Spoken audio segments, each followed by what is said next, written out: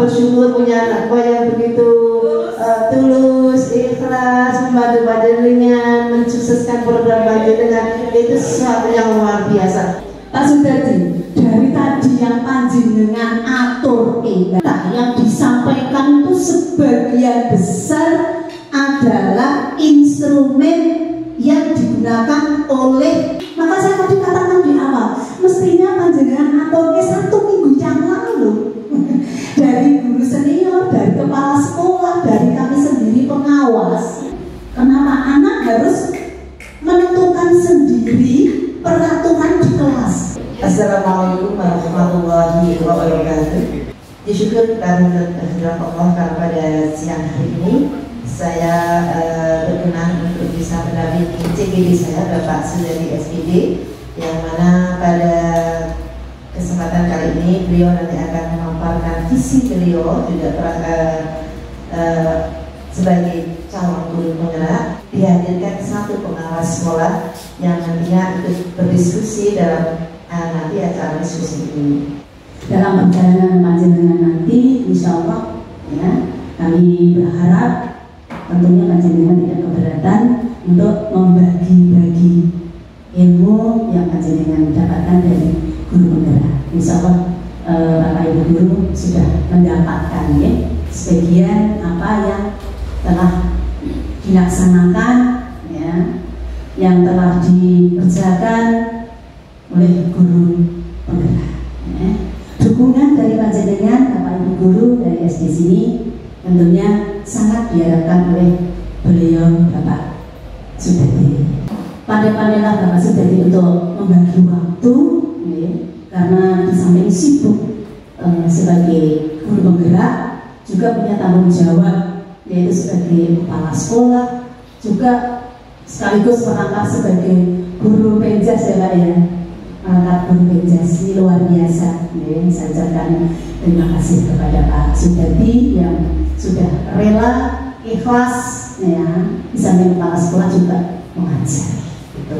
Begitu juga seorang guru harus punya mimpi, dan mimpi itu nanti yang akan membawa perubahan yang sangat berarti untuk anak didik, untuk sekolah, dan juga untuk teman-teman sejarah. Mau dibawa kemana sekolah ini? Tentunya kami di sini pengajar praktik tidak akan menggiring, tidak akan merubah visi yang sudah ada di dalam sekolah. Cuman ketika nanti Pak Sudadi yang sekaligus beliau sebagai kepala sekolah punya mimpi, punya visi yang belum terrealisir, nanti hari ini dipaparkan, hari ini akan disampaikan, dan suatu saat nanti kalau sekolah ini akan merubah visi yang selama ini sudah ada, nah kita bisa mentransfer ilmunya Pak Sudadi, bisa mengambil visi beliau, bisa mengambil mimpi beliau untuk diterapkan di sini di sekolah panjenengan, dan nanti akan membawa perubahan yang luar biasa untuk peserta didik, untuk sekolah, dan untuk teman-teman sejarah. Terima kasih. Assalamualaikum warahmatullahi wabarakatuh. Saya punya mimpi bagaimana nanti peserta didik kita di depan, bagaimana nanti kondisi sekolah kita di depan akan saya jabarkan mimpi-mimpi saya. Terwujudnya peserta didik yang beriman, mandiri, kreatif menuju merdeka belajar. Terwujudnya peserta didik yang beriman, mandiri, dan kreatif itu saya ambil dari profil pelajar Pancasila, yang mana profil pelajar Pancasila itu diantaranya ada beriman, mandiri, bernalar kritis, berkebinekaan global, bergotong royong, dan kreatif. Jadi di sini saya hanya mengambil 3 saja. Mudah-mudahan dari 3 komponen yang saya ambil dari profil pelajar Pancasila ini, atas dukungan rekan-rekan sejawat di SD Negeri 1 Bangun bisa tercapai. Kemudian pertanyaannya adalah, sebuah mimpi tentunya tidak hanya sekedar mimpi, tetapi harus ada cara bagaimana kita meraih mimpi tersebut. Sebuah mimpi akan tetap menjadi mimpi ketika kita hanya stagnan diam dan tidak ada usaha. Jadi usaha-usaha yang akan saya lakukan adalah Yang pertama, menggali budaya baik yang ada di sekolah. Banyak sekali Bapak Ibu budaya baik yang sudah ada di sekolah SD 1 Bangun. Kemudian yang kedua, berkolaborasi dengan rekan sejawat tentang ketersediaan aset. Kira-kira kemampuan-kemampuan yang ada di dalam SD 1 Bangun itu apa saja, baik kemampuan berupa fisik maupun kemampuan-kemampuan yang ada di dalam diri teman-teman sejawat nanti di SD 1 Negeri Bangun. Kemudian yang ketiga adalah memilih dan memilah referensi yang relevan. Artinya apa? Sebagai guru penggerak, saya mesti harus sering membuka informasi baik dari media massa, media sosial dan internet untuk pembaharuan-pembaharuan yang mungkin nanti bermanfaat untuk sekolah kita. Jadi selain apa yang ada di dalam sekolah, tentu kita harus selalu belajar dari berbagai macam sumber yang ada.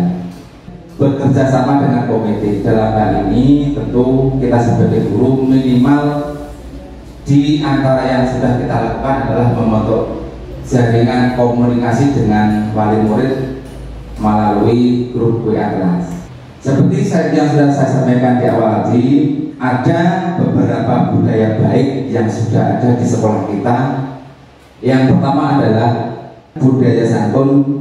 Anak-anak kita keseharian sudah bersalam ketika bertemu dengan Bapak Ibu guru, apalagi kita setiap pagi di depan gerbang, semuanya anak sebelum masuk gerbang salim dengan kita.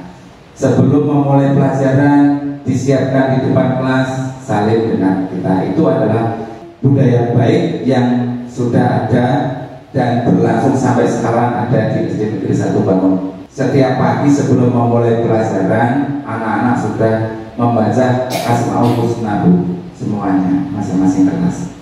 Salat berjamaah. Usaha meningkatkan budaya baik yang pertama adalah mewujudkan budaya positif sekolah dimulai dari keyakinan kelas. Keyakinan kelas itu saya mulai ketika membentuk sebuah kesepakatan. Jadi siswa di dalam sebuah kelas itu kita ajak bersama membuat sebuah kesepakatan, membuat sebuah aturan. Jadi aturan itu berasal dari siswa itu sendiri. Satu contoh misalnya kemarin sudah saya lakukan di kelas 5. Ada indikator-indikator. Yang pertama, tugas guru adalah, tugas murid adalah, yang bukan tugas guru adalah, yang bukan tugas murid adalah. Jadi mereka mendeskripsikan, mereka membuat aturan sendiri. Mereka akan mendefinisikan mana sih perbuatan-perbuatan yang memang harus dilakukan oleh seorang murid, mana sih perbuatan-perbuatan yang seharusnya guru lakukan. Di kelas 5 sudah ada, dan hasil itu mereka tempelkan di dinding. Satu ketika saya mencoba masuk di ruang kelas 5, duduk di atas meja. Anak-anak di sana di salah satu kelompok menulis, guru waktu mengajar tidak duduk di atas meja. Saya diingatkan, Bu. Jadi ketika aturan atau kesepakatan kelas yang nantinya menjadi sebuah keyakinan di suatu kelas, itu mereka yakini dan mereka akan laksanakan. Mereka akan ingat karena mereka sendiri yang merumuskan. Jadi kalau selama ini kebanyakan siswa di suatu kelas begitu masuk ada sebuah peraturan kelas, masuk kelas harus jam sekian, harus, itu kan anak tidak ikut merumuskan. Kadang-kadang apa yang ada di dalam peraturan di kelas itu mereka tidak tahu. Jadi di sini nanti akan saya mulai mengajak teman-teman rekan sejawat setiap tahun awal ajaran baru, nanti kita membuat kesepakatan bersama dengan anak-anak. Itu ketika kesepakatan itu sudah dibuat menjadi sebuah keyakinan kelas, maka keyakinan itulah akan dipegang secara bersama-sama. Bahkan ketika seorang guru tidak mengingatkan, itu teman mereka sendiri mengingatkan karena mereka sudah membuat sebuah kesepakatan. Nah, dari kesepakatan di masing-masing kelas ini nanti kita akan membuat sebuah budaya positif menjadi sebuah kesepakatan atau keyakinan sekolah. Itu jadi kita mulai dari sini. Kemudian yang kedua adalah menerapkan pembelajaran berdiferensiasi. Yang ketiga adalah menerapkan PSE, pembelajaran sosial dan emosional. Itu kemarin yang sudah saya praktekkan di kelas 5, kemudian saya sudah buat konten itu sampai pada pembelajaran berdiferensiasi. Budaya positif di kelas. Ini yang pertama tadi membuat kesepakatan kelas sudah saya sampaikan. Kesepakatan kelas menjadi keyakinan kelas dan menjadi budaya positif sekolah. Yang kedua adalah penerapan segitiga restitusi, mengembalikan atau memberikan sebuah perbaikan dari sebuah pelanggaran yang dilakukan oleh anak-anak tanpa dengan memberikan sebuah hukuman. Jadi di dalam tahapan segitiga restitusi ini, anak kita akui keberadaannya, kita rekomendasikan alasannya kenapa dia membuat pelanggaran.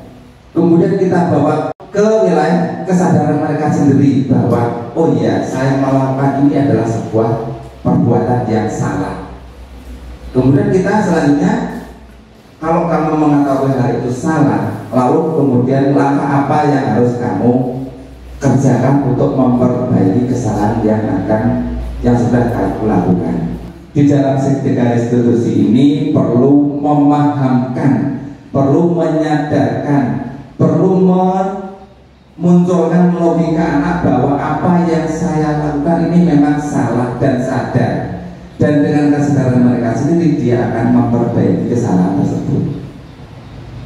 Jadi kalau kita memberikan sebuah hukuman itu nanti pada akhirnya itu anak menebus kesalahan tetapi dengan keterpaksaan, tetapi dengan kesadaran mereka sendiri mereka akan ingat dan berubah untuk selamanya.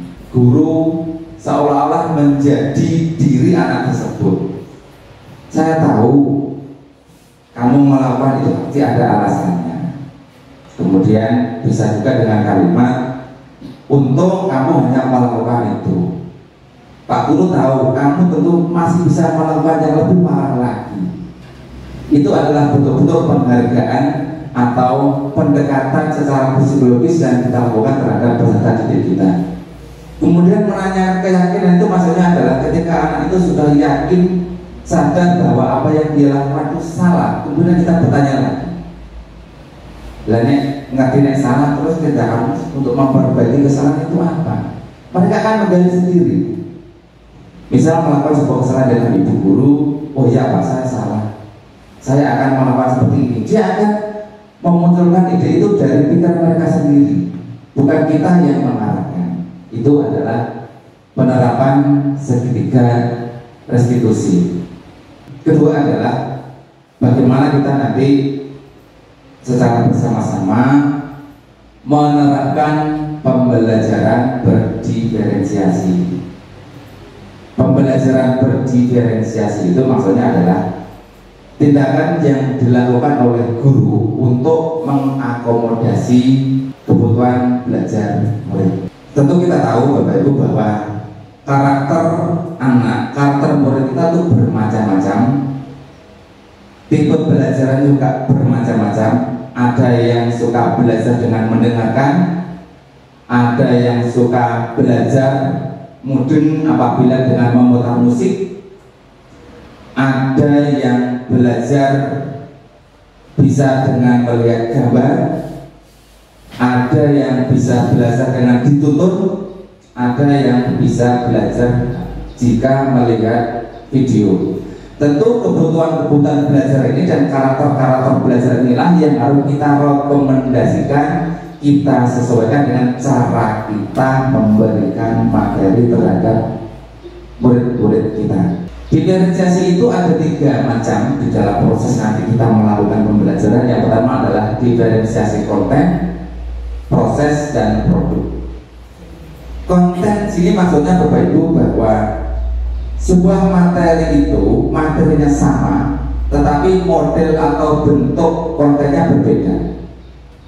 Satu contoh misalnya kita akan memberikan materi mengenai, kemarin saya bahaya merokok bagi kesehatan, materi kelas 5. Itu kita harus tahu bahwa di kelas 5 itu ada siswa yang bisanya hanya melihat gambar, bisanya hanya bisa mendengar, sukanya melihat video. Nah, di berbagai macam karakter ini tentu di dalam konten atau sumber materinya kita sediakan. Kemarin saya membuat materi dari video ada, kemudian dari gambar-gambar yang saya ambil dari internet ada, dari buku paket, kemudian dari sumber-sumber internet, kemudian saya cetak. Jadi satu materi itu bentuknya berbeda-beda. Di sana nanti anak biar memilih sesuai dengan karakter mereka apa. Itu yang dimaksud dengan berdiferensiasi konten. Materi sama, cuman bentuknya berbeda. Begitu. Kemudian proses. Di dalam proses ini, karena kita sudah tentu tahu peserta didik kita mempunyai kemampuan yang bermacam-macam, itu bisa kita kelompokkan. Misalnya anak yang pembelajarannya lebih lambat bisa kita buat menjadi sebuah satu kelompok. Anak yang mempunyai karakter yang sama kita buat satu kelompok. Jadi nanti di dalam pendampingan itu tentu kita tidak perlu mendatangi siswa satu persatu, tetapi mendatangi hanya sebatas untuk mengetahui berapa sih kemampuannya. Jika kemampuannya sudah tinggi, lancar, kita hanya memberi pertanyaan-pertanyaan pemantik untuk memancing mereka agar belajar lebih lagi. Kemudian untuk anak-anak yang pembelajar lambat, kita dekati, kita nonton keseluruhan mereka apa. Itu proses. Kemudian yang ketiga adalah diferensiasi produk. Sama Bapak Ibu seperti diferensiasi konten tadi, sebuah pertanyaan yang kita berikan kepada siswa itu tidak harus sama jawabannya. Maksudnya seperti ini. Kita mau memberikan sebuah pertanyaan, anak itu bisa membuat atau menjawab dengan sebuah gambar misalnya, dengan menjawab dengan sebuah bagan misalnya. Kalau selama ini kan kita meminta jawaban murid-murid kita kan kalau orient ya berisi deskripsi jawaban saja. Jadi maksud dari diferensiasi produk ini, anak kita beri kebebasan menurut bakat mereka, kesenangan mereka apa, biar mereka menjawab melalui itu. Yang penting maksudnya dan isinya jawabannya adalah sama seperti yang ada di dalam pertanyaan. Itu mengenai pembelajaran berdiferensiasi. Kemudian pembelajaran PSE. Pembelajaran PSE adalah pembelajaran yang membawa kesadaran penuh sebelum guru dan siswa memulai pembelajaran. Sebelum kita masuk kelas, kita kosongkan diri. Segala aktivitas yang sudah kita lakukan sebelumnya kita nolkan. Dengan tujuan adalah ketika kita masuk di dalam sebuah ruangan, kita sudah konsen pada materi yang akan kita berikan, tidak terbawa oleh persoalan-persoalan yang sebelumnya ada. Membuat kesadaran diri ini, untuk kita hentikan aktivitas, berhenti dulu. Ketika kita sudah capek, lebih baik kita duduk dulu di kantor, tenangkan diri, take off breath, ambil napas dalam-dalam, sadari kita hari ini sedang apa. Ambil napas dalam-dalam, hembuskan, kosongkan pikiran. Ketika emosi kita sudah turun, sudah nol, baru kita memikirkan langkah apa sih yang harus saya lakukan di kelas. Jadi ketika kita sudah masuk kelas itu persoalan-persoalan yang ada sebelumnya sudah hilang. Kita konsentrasi di materi yang akan kita laksanakan di kelas itu. Kemudian yang terakhir, aktualisasi tindakan. Kita baru melaksanakan tindakan pembelajaran di kelas ketika hati dan pikiran kita, emosi kita sudah stabil. Dan selain kita yang menstabilkan emosi kita, tentu pembelajaran tidak akan berhasil ketika hanya seorang guru saja yang stabil di dalam pikirannya, tetapi siswa kita juga harus sama. Dan langkah itu pun bisa kita terapkan kepada peserta didik kita. Misalnya dari awal kita tunggu di depan pintu, kita bersalaman. Dalam 2 menit atau 5 menit siswa kita beri kesempatan untuk berbincang-bincang dulu dengan teman-temannya. Sesudah itu bisa saja kita putarkan musik supaya membawa kepada kesadaran mereka timbul kembali, menurunkan emosi mereka kembali kepada titik nol, menyadari bahwa hari ini kita akan belajar, sehingga muncul nanti pada tahap keterampilan sosial. Keterampilan sosial ini maksudnya adalah anak nanti bisa menghargai pendapat, menghargai perilaku yang dilakukan atau disampaikan oleh teman-temannya. Kemudian di sini ada keterampilan berelasi, bagaimana anak-anak kita, murid-murid kita itu bisa berhubungan dengan teman-temannya, bisa bereaksi atau berelasi, berkolaborasi dengan kita guru. Demikian juga kita sebagai guru, bagaimana sih memposisikan kita ketika ada seorang teman mempunyai pendapat, kita jangan langsung menyalahkan. Tentu sebuah kesalahan atau sesuatu yang tidak kita sampaikan pasti ada alasannya. Disinilah manajemen pembelajaran sosial dan emosional nanti kita kenal. Demikian Bapak Ibu, mimpi-mimpi saya sampai dengan saat ini sehubungan dengan materi apa yang sudah saya peroleh dari pembelajaran sebagai calon guru penggerak.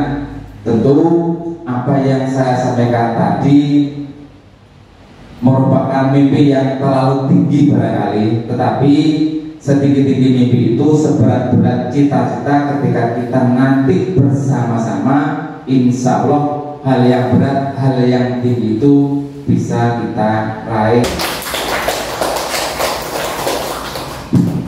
Luar biasa mimpi beliau, dan mudah-mudahan nanti bisa terrealisir. Dan mimpi itu kita kejar. Sebetulnya disampaikan 1 minggu yang lalu, bukan sekarang. Pak Sudardi, dari tadi yang panjenengan atur Mbak, itu ternyata yang disampaikan itu sebagian besar adalah instrumen yang digunakan oleh kemarin. Ya kan Pak? Pak Iman tidak begitu mencermati jenengan. Ya, kalian sibuk pada itu kamera mungkin. Saya amati tadi ada pembelajaran di kelas, kemudian peraturan di kelas, ya Pak. Nah, itu ada option A, B, C, D yang disampaikan ini. Maka saya tadi katakan di awal, mestinya panjenengan atau 1 minggu yang lalu dari guru senior, dari kepala sekolah, dari kami sendiri pengawas, kami enak. Iya, dibantu karena sebagian besar, Mbak Amin ya, kemarin instrumen dari 32 dan 27 isinya banyak seputar dari KMJ, dari itu tadi juga. Itu saya amati tadi, ya. Kenapa anak harus menentukan sendiri peraturan di kelas? Kalau dia membuat sendiri dari anak, otomatis dia akan melaksanakan. Karena itu buatan sendiri. Selama ini kan kalau ada aturan itu sudah buatan dari sekolah kan, dari sekolah, dari guru, paten, ngerti-ngerti anak tidak boleh berambut gondrong anak. Jadi anak ya cuek aja. Tapi kalau itu hasil diskusi buatan anak sendiri, otomatis anak akan lebih tertib dengan adanya yang dibuat sendiri tadi. Oleh karena itu, panjenengan selaku guru di sini berbagi sekali. Di sini ada guru penggerak, monggo nafsu kawruh dengan beliau. Setiap beliau mendapatkan hasil dari Zoom, mungkin ya, itu monggo segera disampaikan ya Pak. Itu tadi pembelajaran yang mengacu pada IKN. Di situ mengenai karakteristik peserta didik. Tadi pembelajaran apa tadi Pak? Diferensiasi. Ya, seperti itu. Ya. Terus dengan kolaborasi dengan Pak Sudadi. Kemudian Mbak-mbak yang masih muda, terus nafsu kamu dengan Pak Sudadi. Ini luar biasa, tidak panjenengan dapatkan dari sekolah lain karena di sekolah lain belum ada guru penggerak. Itu dari saya. Terima kasih Pak Sudadi. Tetap apa yang ilmu yang didapat dari panjenengan didiskusikan, dipraktekkan, disampaikan kepada guru-guru. Kalau hari Sabtu bisa dimanfaatkan, karena pembelajaran mungkin hanya sampai jam berapa, itu untuk kegiatan gugus sekolah. Begitu dari saya. Mungkin dari beliau yang lain.